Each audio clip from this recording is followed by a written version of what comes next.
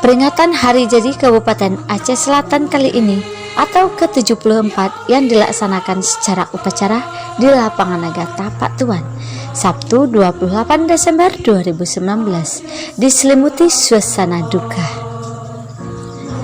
Suasana duka itu membekas ketika pelaksana tugas Bupati Aceh Selatan Teguh Amran saat menyampaikan kata sambutannya dengan meneteskan air mata. Ia tak mampu membendung rasa harunya atas meninggalnya almarhum Haji Azwir Esos, mantan Bupati Aceh Selatan pada tanggal 2 Desember 2019 lalu.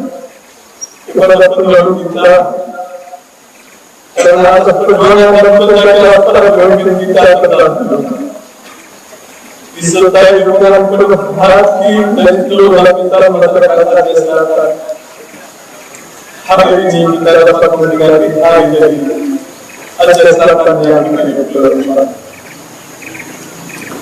Karena melalui peringatan Hari Jadi ini, selain menjadi momentum melakukan evaluasi dan introspeksi terhadap apa yang sudah dan sedang dan yang belum dilaksanakan dalam kesejahteraan rakyat oleh almarhum, semoga dapat dilanjutkan amanah yang tersebut didukung oleh Pondok Indah Kabupaten Aceh Selatan, Sekda dan SKPK Bapak dan Harimau.